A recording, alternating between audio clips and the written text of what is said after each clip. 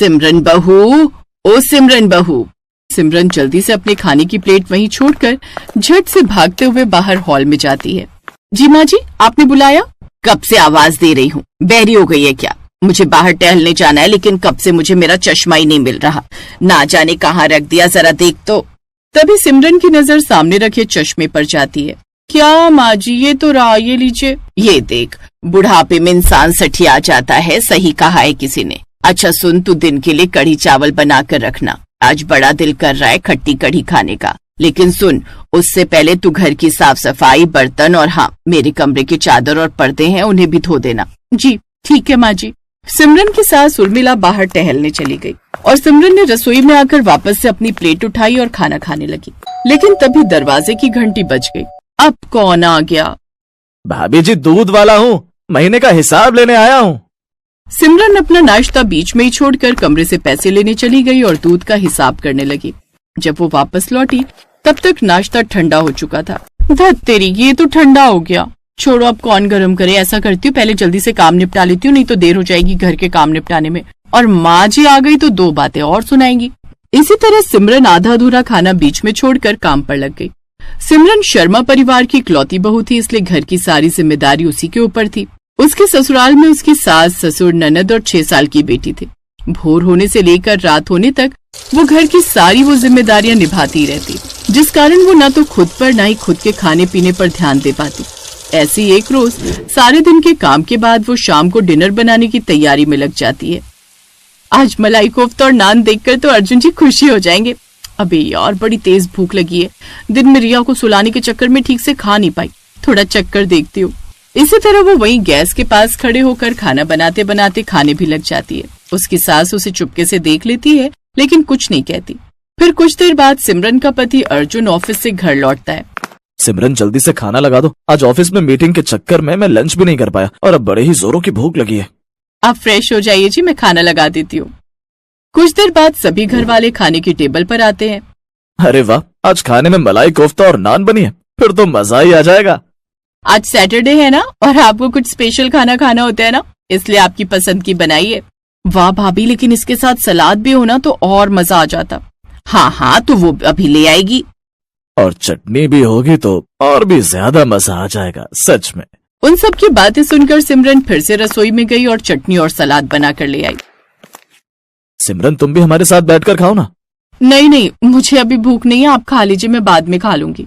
सबके खाना खाने के बाद सिमरन सबके जूठे बर्तन धोने लगती है, लेकिन सबके साथ खाना ना खाने के कारण अब उसको भूख लग जाती है और वो बर्तन बीच में ही छोड़कर खाने की प्लेट पकड़कर वहीं सिंक के पास ही खाना खाने लग जाती है। कुछ देर बाद उसकी सास पानी लेने आती है तो बहू को खाना खाते देख लेती है। बहू, ये क्या, तू अब खाना खा रही है, वो भी यहाँ सिंक के पास? वो माँ जी, बर्तन धोते हुए अचानक भूख लग गई इसलिए खा लिया। आपको कुछ चाहिए था क्या? मैं तो यहाँ पानी लेने आई थी। खैर छोड़, मैं खुद ही ले लेती हूँ। सिमरन को इस तरह रसोई में खड़े होकर खाना खाते हुए देख उसकी सास को अच्छा नहीं लगता, लेकिन ये आदत अब सिमरन की रोज की हो गई थी। उसे घर के कामों के चक्कर में टाइम पर खाना खाने का वक्त ही नहीं मिलता। दरअसल सिमरन एक समझदार और मेहनती लड़की थी। वो सुबह सबसे पहले उठती, घर का सारा काम करती, फिर रसोई में सबके लिए खाना भी बनाती, सबको टाइम पर खाना और नाश्ता भी देती। लेकिन जब बाहर सब खाना खा रहे होते तो सिमरन रसोई में खड़े खड़े सबके लिए गर्मा गर्म रोटियां सेक रही होती। बहू, 2 रोटी और ले आ, गर्मा गर्म। जी माँ जी, बस लाई। सिमरन अपनी सास, ससुर, ननद, पति, बेटी सबको गर्मा गर्म खाना परोसती, लेकिन इस सब में उसे खुद खाना खाने का समय नहीं मिलता। इसलिए वो रसोई में ही कभी बची हुई सब्जी को कोर कोर कर खाती, तो कभी डब्बे में बची हुई 2 ठंडी रोटी खाकर पेट भर लेती। ऐसे ही एक दिन, ये क्या, इतनी सी सब्जी बची है, कोई नहीं, इसी से काम चला लेती। उसके बाद रसोई भी साफ करनी है और फिर रिया का होमवर्क भी करवाना है। वो रसोई में ही कढ़ाई में बची जरा सी सब्जी को कोर कोर कर रोटी के साथ खाने लगती है। सिमरन ने कभी भी बैठकर चैन से खाना नहीं खाया। उसकी सास कई बार देखती कि जब सिमरन खाना खा रही होती वो रसोई में ही खड़े खड़े खाती रहती। एक रोज, बहू, तुम रसोई में क्यों खाती हो? ये अच्छी आदत नहीं है। हमें भोजन का सम्मान करना चाहिए, उसे तसल्ली से किया जाता है। अगर तू ऐसे ही जूठा बचा हुआ कुछ थोड़ा बहुत ही खाएगी ना तो एक दिन बीमार पड़ जाएगी। मुझे कुछ नहीं होगा माँ जी, अभी तो मैं जवान हूँ, खूब ताकत है मेरे अंदर। सिमरन ने ये बात हंसकर टाल दी, लेकिन अब उसकी सास को उसकी चिंता सताने लगी।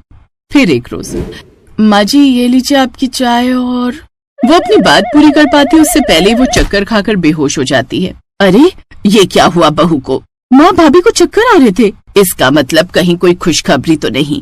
तू जल्दी से डॉक्टर को फोन तो कर। प्रिया डॉक्टर को फोन करती है और कुछ देर बाद डॉक्टर घर आता है और सिमरन का चेकअप करता है। बताइए डॉक्टर साहब, कोई खुशखबरी है क्या जो बहू चक्कर खाकर बेहोश हो गई? जी नहीं, कोई खुशखबरी नहीं है। इनके अंदर तो मिनरल्स और विटामिन की बड़ी ज्यादा कमी है। ये ठीक से खाना नहीं खाती क्या? इन्हें पूरी तरह से पोषण नहीं मिल पा रहा। अगर ऐसे ही हालात रहे ना तो एक दिन इनकी तबीयत काफी ज्यादा बिगड़ जाएगी। इनके खाने पीने का पूरा ध्यान रखिए।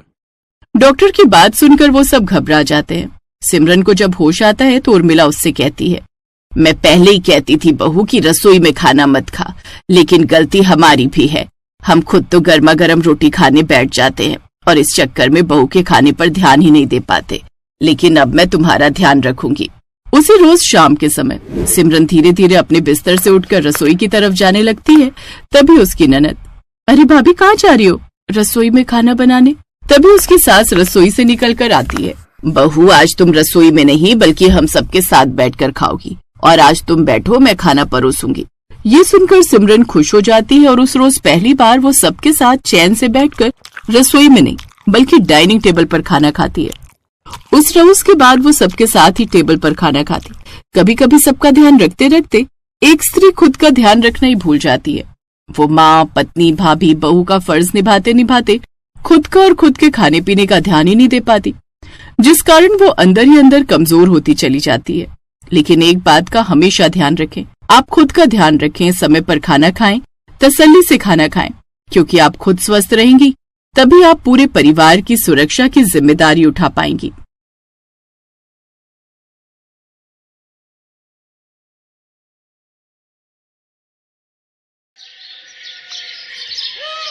ओह गॉड, यहाँ तो पूरा श्रिंक भरा पड़ा है गंदे बर्तनों से। सब बर्तन जूठे पड़े हैं। अब मैं खाना कैसे बनाऊं?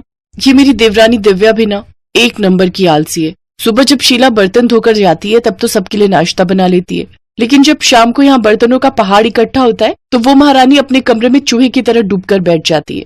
अभी बताती हूँ मैं इसे। दिव्या, अरे ओ दिव्या, कहाँ है? क्या हुआ जेठानी जी? मुझे बिग बॉस देखना है। अरे मुझे यहाँ सबके लिए रात का खाना बनाना है, लेकिन यहाँ तो बर्तनों का ढेर लगा हुआ है और तू महारानी है कि जिसे अपना बिग बॉस देखना है। चल पहले जल्दी से सारे बर्तन धो। हैं? क्या मैं बर्तन धो? ना बाबा ना, मैंने आज ही मैनिक्योर करवाया है, फिर उसके पैसे वेस्ट चले जाएंगे। ये तो तेरा हर हफ्ते का बहाना है। जब जानती है कि घर के कामकाज में खराब होना है तो क्यों बेकार पैसे फूक कर आती है। चल अब बर्तन धो, मुझे खाना बनाने में देर हो रही है। एक बार कह दिया ना नहीं धोऊंगी, आप धो लो, मैं खाना बना लेती हूँ। इसी तरह दोनों एक दूसरे पर बर्तन धोने का काम टाले जा रही थी। उधर बाहर डाइनिंग टेबल पर बैठे घर वाले खाने का वेट कर रहे थे। हे राम, खाना कहाँ रह गया?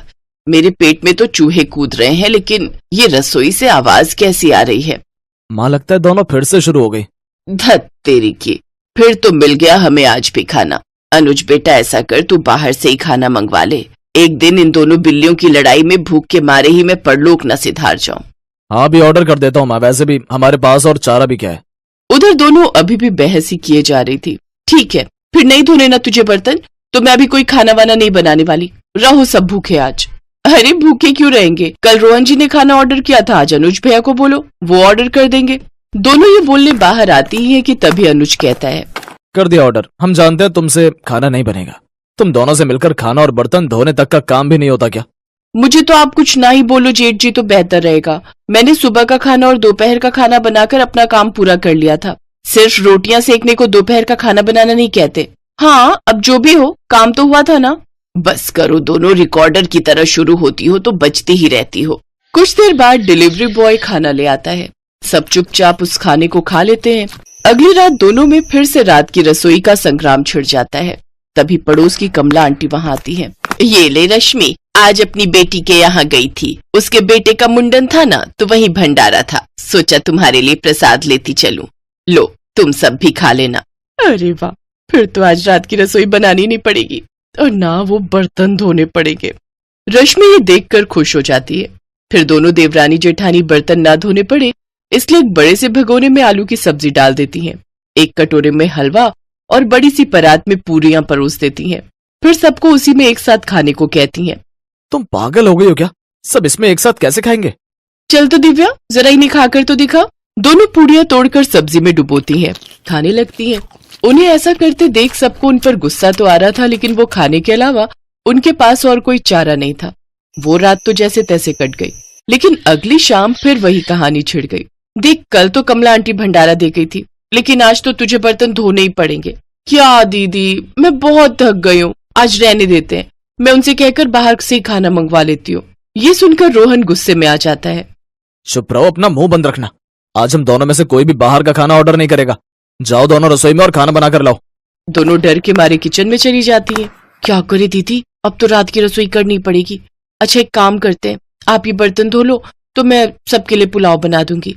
हा, आई बड़ी बर्तन धो दो, खुद धो ले समझी। और रही उन लोगों के बाहर का खाना ना खाने की बात, तो कोई बात नहीं, हम उन्हें बाहर का खाना मंगवाने के लिए नहीं कहेंगे और ना ही हम खुद घर पर बनाएंगे। मैं कुछ समझी नहीं, अभी बताती हूँ। रश्मि डब्बे समेत नमकीन, मुरमुरा और बिस्कुट लेकर घर वालों के सामने रख देती है। ये रहा आप लोगों का आज का खाना। इन दोनों का बस चलेगा ना तो हमें रोज मंदिर के बाहर लंगर में बैठकर ही रात का खाना खाना पड़ेगा। इनके रहते तो हमें रात की रसोई नसीब ही नहीं होगी। बस बस बहुत हुआ, आज तो हम जैसे तैसे ये खा लेते हैं, लेकिन अगर कल से खाना नहीं मिला तो फिर तुम लोगों की खैर नहीं। जी ठीक है, लेकिन उनके पास इसका भी जुगाड़ था। अगले दिन दिव्या बाजार से जाकर कुछ डिस्पोजेबल प्लेट्स ले आती है। यार दिव्या, खाना तो डिस्पोजेबल में खा लेंगे, लेकिन खाना बनाने के लिए तो वो बर्तन धोने ही होंगे ना। कुकर, कढ़ाई, ये सब तो चाहिए ही ना। फिकर नॉट, ये देखो 2 मिनट में बनने वाली मैगी, अब हम सब यही बनाएंगे। दोनों फिर से काम चोरी दिखाती हैं और नूडल्स बनाकर डिस्पोजेबल में डालकर दे देती हैं। ये देख तीनों अपना माथा पकड़कर बैठ जाते हैं। लेकिन अगले दिन सास ने दोनों बहुओं को सबक सिखाने का फैसला किया। अगली शाम रसोई से बर्तन धोने की आवाज आती है। दीदी, अभी तो हम रसोई में गए भी नहीं, फिर ये बर्तन धोने की आवाज कहाँ से आ रही है? चलो देखते हैं। दोनों अंदर जाकर देखती हैं तो अनुज बर्तन मांज रहा होता है, रोहन धो रहा होता है और बूढ़ी सास पार्वती खाना बनाने लगती है। ये देख उन दोनों को बड़ी शर्मिंदगी होती है। ये आप सब क्या कर रहे हैं? बहू, अब तुम दोनों से तो ना बर्तन धुलते हैं ना खाना बनता है, तो हमने सोचा हम खुद ही ये काम कर लेते हैं ताकि हमें रात की रसोई खाना तो नसीब हो। तुम दोनों जाओ और आराम करो। नहीं माँ जी, हमें माफ कर दीजिए, हमारी रहते आपको ये सब काम करना पड़ रहा है। हाँ माँ जी, हमसे भूल हो गई, हमें अपनी गलती का एहसास हो चुका है। अब से आपको कभी शिकायत का मौका नहीं देंगे। हमारे रहते हमारे पतियों को जूठे बर्तन और माँ जी आपको खाना बनाना पड़ रहा है। नहीं नहीं नहीं, आप सब बाहर जाइए, हम 1 घंटे में खाना बनाकर लाते हैं। अच्छा ठीक है, तुम कहती हो तो रहने देते हैं, चलो बेटा। माँ और बेटे बाहर आकर खूब हंसते हैं और एक दूसरे को आंख मारकर कहते हैं, मिशन सक्सेसफुल।